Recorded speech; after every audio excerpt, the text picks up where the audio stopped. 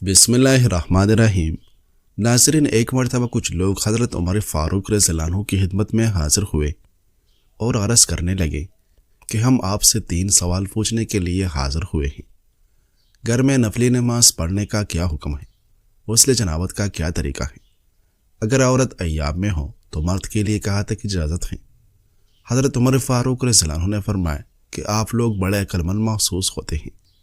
میں نے ان چیزوں سے متعلق جب سے نبی کریم صلی اللہ علیہ وسلم سے دریافت کیا تھا، اس وقت سے لے کر آج تک مجھ سے کسی نے یہ سوال نہیں پوچھا جو آپ لوگوں نے پوچھا ہے، اور فرمایا کہ انسان گھر میں جو نفلی نماز پڑھتا ہے تو وہ نور ہے، اس لیے جو چاہے اپنے گھر کو منور کر لے۔ غسل جنابت کا طریقہ بیان کرتے ہوئے فرمایا، پہلے اپنے شرمگاہ کو دھوئے، پھر وضو کرے اور پھر اپنے سر پر 3 مرتبہ پانی ڈال کر حسب عادت غسل کرے۔ اور ایام والی عورت کے متعلق فرمایا کہ ازار سے اوپر کا جتنا حصہ ہے مرد اس سے فائدہ اٹھا سکتا ہے۔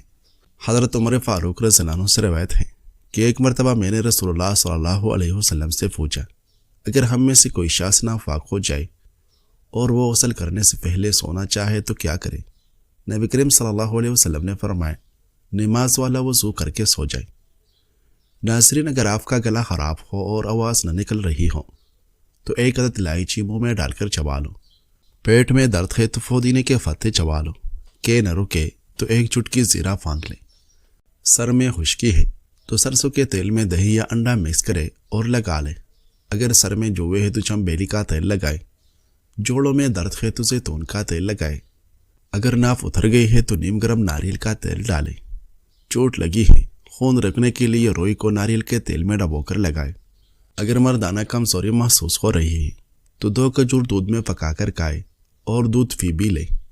گرمی بہت زیادہ لگتی ہے تو کیرا کھائے۔ ناظرین، ایک مرتبہ ابو سنان رحمہ اللہ حضرت عمر فاروق رضی اللہ عنہ کی خدمت میں حاضر ہوئے۔ اس وقت مہاجرین اولین کی ایک جماعت ان کی خدمت میں حاضر تھی۔ حضرت عمر فاروق رضی اللہ عنہ نے ایک بکس منگوایا جو اس کے پاس عراق سے لایا گیا تھا۔ جب اسے کھولا گیا تو اس میں سے ایک انگوٹھی نکلی۔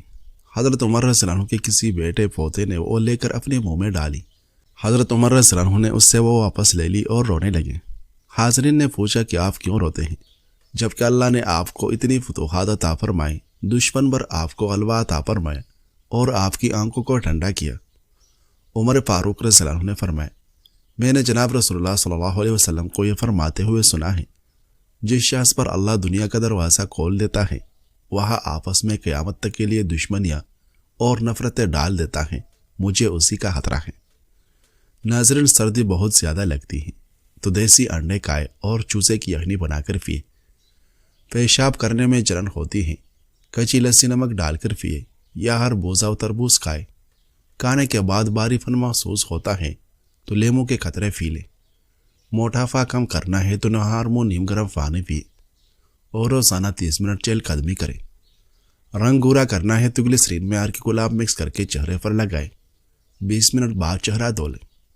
کان میں درد ہے تو سرسوں کے تیل میں لونگ جلائے اور اس میں روئی اوپر سے تر کر کے کان پر لگائے۔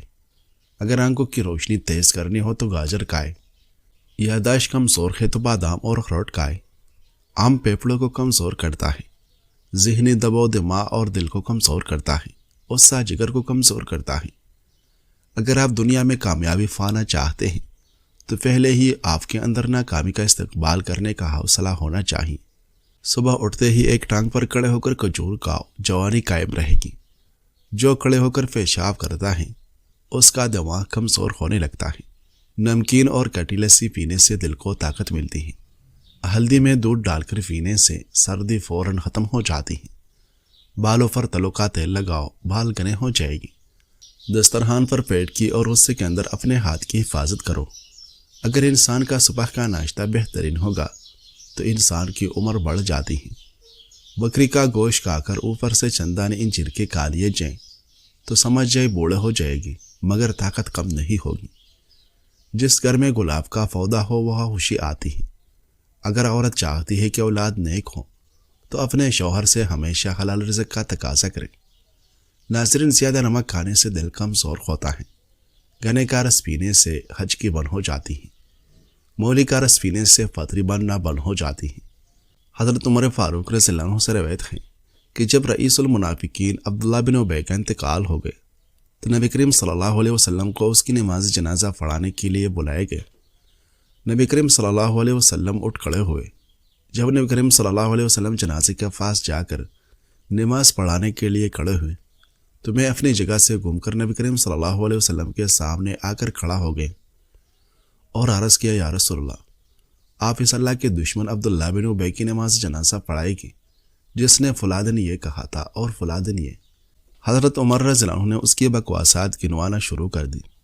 نبی کریم صلی اللہ علیہ وسلم مسکراتے رہے، لیکن جب میں برابر اصرار کرتا ہی رہا تو نبی کریم صلی اللہ علیہ وسلم نے مجھ سے فرمایا، عمر پیچھے ہٹ جاؤ، مجھے اس بار اختیار دیا گیا ہے اور میں نے ایک شخص کو ترجیح دے دی ہے۔ مجھ سے کہا گیا ہے کہ آپ ان کے لیے استغفار کریں یا نہ کریں، دونوں صورتیں برابر ہیں۔ اگر آپ 70 مرتبہ بھی ان کے لیے بخشش کی درخواست کریں گے تب بھی اللہ ان کی بخشش نہیں فرمائے گا۔ اگر مجھے معلوم ہوتا کہ 70 مرتبہ سے زیادہ استغفار کرنے پر اس کی مغفرت ہو جائے گی تو میں 70 سے زائد مرتبہ اس کے لیے استغفار کرتا۔ اس کے بعد نبی کریم صلی اللہ علیہ وسلم نے اس کی نماز جنازہ پڑھائی، جنازہ کے ساتھ گئے اور اس کی قبر پر کھڑے رہے تان کے وہاں سے فرات ہو گئی۔ مجھے خود پر اور اپنی جرأت پر تعجب ہو رہا تھا، حالانکہ اللہ اور اس کے رسول صلی اللہ علیہ وسلم ہی زیادہ بہتر جانتے تھے۔ بہدا ابھی تھوڑی دیر ہی گزری تھی کہ مندرجہ ذیل 2 آیتیں نازل ہو گئی۔ ان منافقین میں سے اگر کوئی مر جائے تو آپ کبھی اس کی نماز جنازہ نہ پڑھائے، اس کی قبر پر کھڑے نہ ہو۔ بے شک یہ لوگ تو اللہ اور اس کے رسول کے نافرمان ہیں اور فسق کی حالت میں مرے ہیں۔ اس آیت کے نزول کے بعد نبی صلی اللہ علیہ وسلم نے کسی منافق کی نماز جنازہ نہیں پڑھائی اور اسی طرح منافقین کی قبروں پر بھی کبھی نہیں کھڑے ہوئے۔ بچوں کے پیٹ کے کیڑے ختم کرنے ہیں۔ ناظرین، بچوں کے پیٹ کے کیڑے ختم کرنے ہیں تو کلونجی پانی میں ابال کر پلائیں۔ چاکلیٹ کھانے سے گلا صاف ہو جاتا ہے۔ کھانے کے فوراً بعد پانی پینا جسم کو موٹا کرتا ہے۔ جس بچے کو ہمیشہ ڈانٹا جاتا ہے اس کی مثبت صلاحیتیں دب جاتی ہیں۔ جس بچے کو مار پیٹ کر کوئی چیز سکھائی جائے وہ بڑا ہو کر تشدد پسند بن جاتا ہے۔ ہاضمہ درست کرنے کے لیے 1 چمچ شہد اور 1 چمچ ادرک کا رس لے کر ملا لو۔ اسے نیم گرم کر کے دن میں 2 بار پینے سے ہاضمہ درست ہو جائے گا۔ نہانے سے پہلے 1 لیمو نہانے والے پانی میں نچوڑ لینے سے آپ کو مہنگے پرفیوم استعمال کرنے کی ضرورت نہیں رہے گی۔ ایسے بچے جن کو مٹی کھانے کی عادت ہو ان کو کیلا اور شہد ملا کر کھلائے، اس سے ان کی مٹی کھانے کی عادت چھوٹ جائے گی۔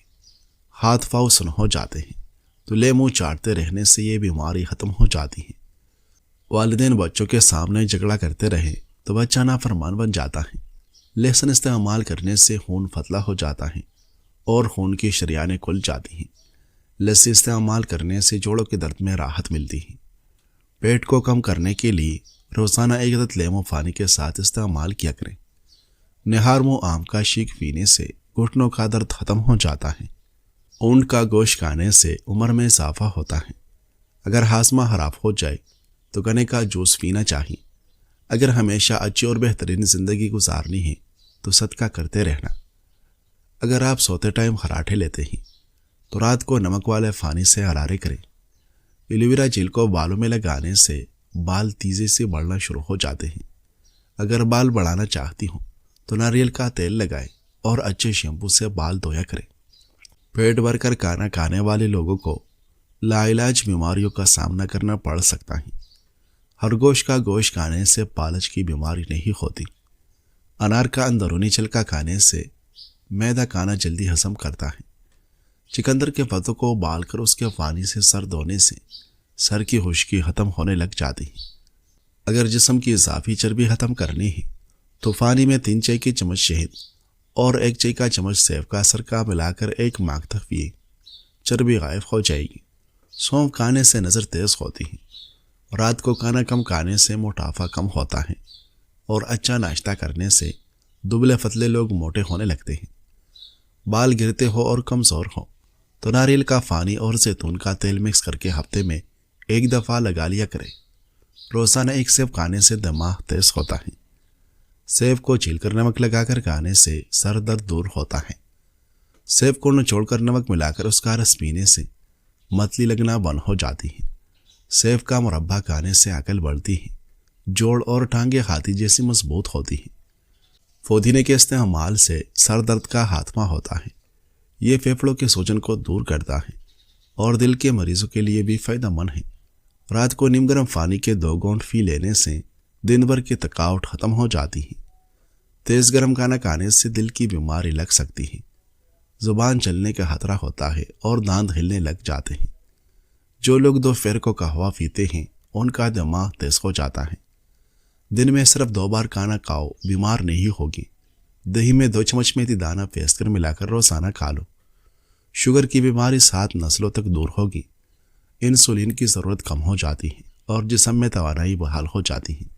ناظرین، ایک دیہاتی نوجوان نے اپنے برادری کی ایک شریف، پردہ با اخلاق اور دیندار لڑکی سے شادی کی۔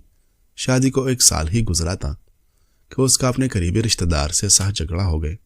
بات اتنی بڑی کہ اس نے غصے میں آ کر اسے قتل کر دیا، اور برادری کے رواج کے مطابق وہ اپنی بیوی کو لے کر علاقے سے دور کسی اور علاقے کی طرف نکل گئے، جہاں وہ ایک دوسری برادری کے گاؤں میں جا کر بس گئے۔ وہ اکثر گاؤں کی چودھری کے ڈیرے پر بیٹھتا تھا جیسے دوسرے مرد بیٹھتے ہیں۔ بات چیت، مشورے، گپ شپ سب چلتا۔ اتفاقاً ایک دن چودھری کا گزر اس کے گھر کے سامنے سے ہو اور اس نے اس کی بیوی کو دیکھا، نہایت باحیا، خوبصورت اور باوقار عورت۔ چودھری کے دل میں فتنہ جاگ اٹھا۔